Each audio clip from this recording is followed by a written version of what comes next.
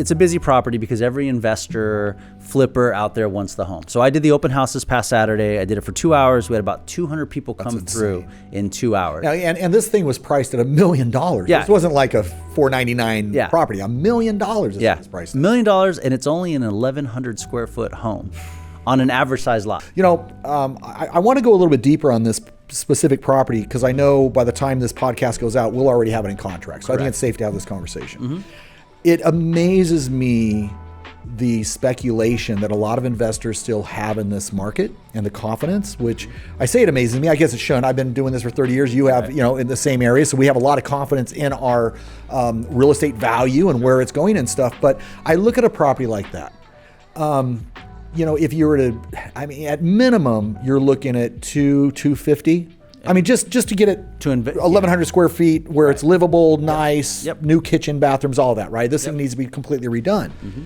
So I mean, I believe this thing's going to probably go for around 1.3 with the activity where it's going to go 40% over list price, which is amazing. But what amazes me even further, you know, if we reverse engineer this deal. Mm-hmm. I mean, an 1,100 square foot house, fully remodeled, what's it going to sell for in that neighborhood? Max is about 1.7 to 1.725 because it's a really nice neighborhood. Okay, let's say it's even 1.8. Yeah. Let's go 1.8, right? Yeah.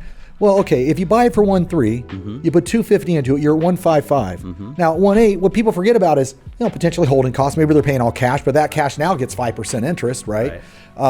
You've got commissions, you've got escrow fees, all those other things. So, you know, if we back that out of it, I'm sitting there going, okay, somebody's going to do this for at best $150,000 profit.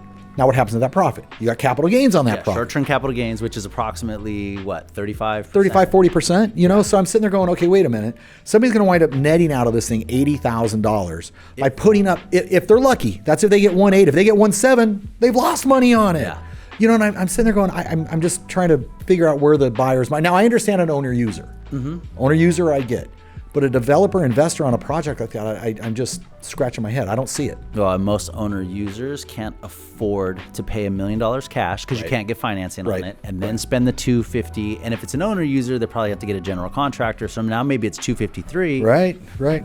That would be one way to get some sweat equity, right? But aside from that, I mean, you know, 95% or so of everybody that came by the open house was an investor. Right. And so I'm with you. Unless you expand the footprint or build up, right, which is a longer term, riskier bet. You know, I don't see how people get their money out of it, but we'll let you guys know.